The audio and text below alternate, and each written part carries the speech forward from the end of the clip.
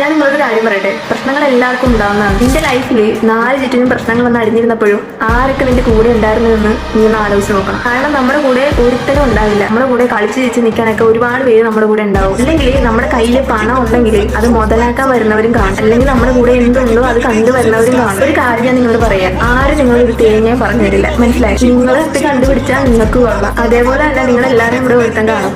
അവന്റെ പ്രശ്നം പോലും നോക്കാണ്ട് ചാവാൻ പോലും നിങ്ങളുടെ കൂടെ നിൽക്കുന്ന ഒരുത്തൻ നിങ്ങളുടെ ലൈഫിലുണ്ടാവും.